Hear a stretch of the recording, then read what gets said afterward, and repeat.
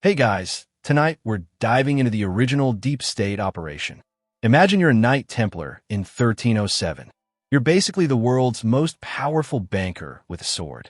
You think you're untouchable, but your business partner, King Philip IV of France, owes you way too much money. Instead of paying his debts, Philip decides it's easier to just delete you. He spends months in secret meetings, writing thousands of letters to be opened on the exact same day. It's the ultimate medieval conspiracy, and it actually happened on Friday the 13th.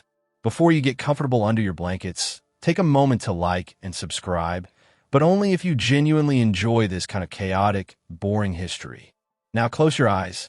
Feel the weight of your body sinking into the mattress. Imagine the cold, stone walls of a Parisian fortress at 4 a.m. The only sound is the rhythmic clinking of iron keys and the heavy breathing of soldiers waiting in the shadows. Tedious trial of the Templars. To understand the fall of the Templars, we have to look at the incredibly boring legal paperwork. King Philip didn't just arrest them. He buried them in boring bureaucracy. Let's discuss the papal bull, Pastorales Praemunentia. Imagine a monk sitting in a dimly lit scriptorium, slowly dipping a quill into thick, black ink. Scratch, scratch, scratch. He is writing out hundreds of repetitive charges in dense, medieval Latin. The charges range from worshipping secret cats to spitting on the cross.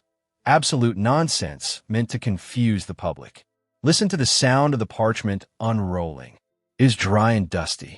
Each sentence is longer and more tedious than the last, describing the exact inventory of every grain of wheat in the Templar granaries. As the monk writes, the world around him fades into a gray mist of boredom. In 1483, England had its own royal conspiracy theory. King Edward IV dies, leaving two young sons to take the throne.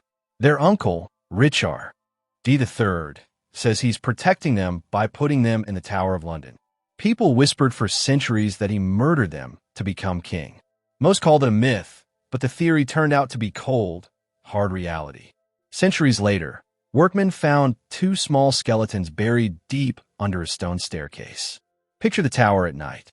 The air is damp and smells of old iron and river water. There are no lights, only the faint glow of the stars through a narrow, barred window. The footsteps of the guards go thump, thump, thump down the spiral stone stairs. Each step is slow and heavy, matching the rhythm of your heartbeat. The boys are asleep, dreaming of a palace they will never see again.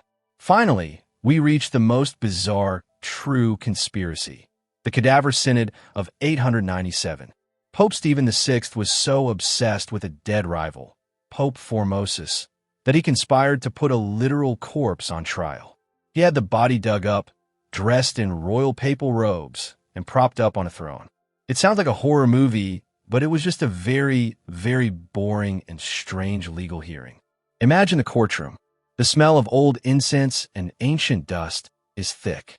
A lawyer is standing in front of the silent corpse, reading out 150 pages of ecclesiastical violations in a monotone voice.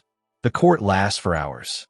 The only response from the defendant is the occasional rustle of his silk robes in the drafty hall. As the lawyer drones on, the candles burn lower and lower until there's only one tiny flame left. The flame flickers and goes out. The city of Rome is silent. The conspiracy is complete. The world is dark, and you are finally, peacefully asleep. Production note for the Sleepless historian style. Audio. Ensure your voice is at -3 dB and the background brown noise or old prison rain is at -25 dB.